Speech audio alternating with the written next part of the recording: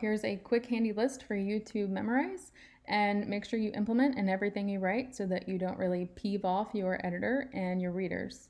So number one, everything a character says should be in quotations. This sounds obvious, but just make sure that everything a character is saying out loud, you put the beginning quote and the end quote. I see a lot of dropped quotes because sometimes it's easy to forget to put that in there. So make sure you do that, and you can get creative with it. I've actually read a novel before where the entire thing was in dialogue and there were no dialogue tags. It was just italicized, and it was really weird and it was hard to understand. So you can certainly try something like that if you want, but for traditional, your everyday regular novel, you need to have what a character is saying in quotes.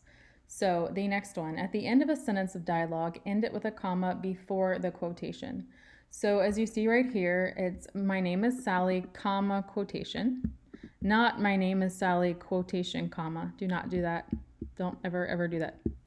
Okay, next one. The he said and she said should be lowercase. So the entire sentence starts here at the quotation. This is my dog, he said, and it ends right here after this period.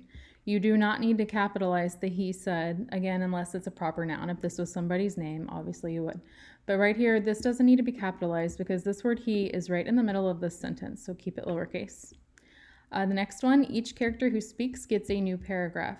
Do not keep two lines of dialogue from different characters in the same paragraph. And this also goes for actions as well.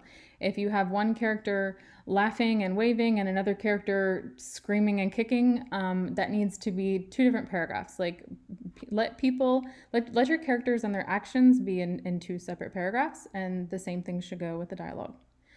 So another one, if you're adding an action after the dialogue tag, put a comma after said. So like I said earlier, if it's, he said, comma, waving at her, or he said, comma, kneeling down and petting the dog.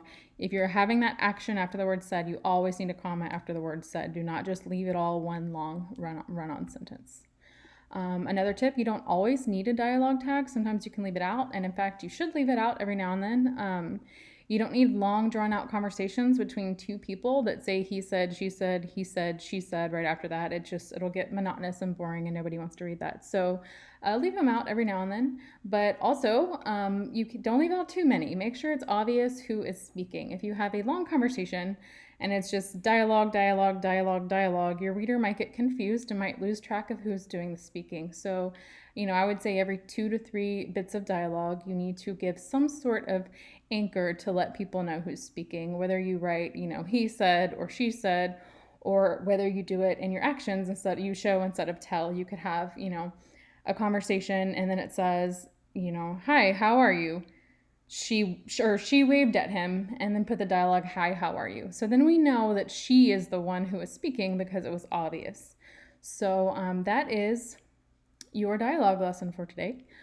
Please memorize this. Please remember your commas and your capitals, and don't mix this up because there's really no other indication of a newbie writer than someone who doesn't get their dialogue tags right. So there you go.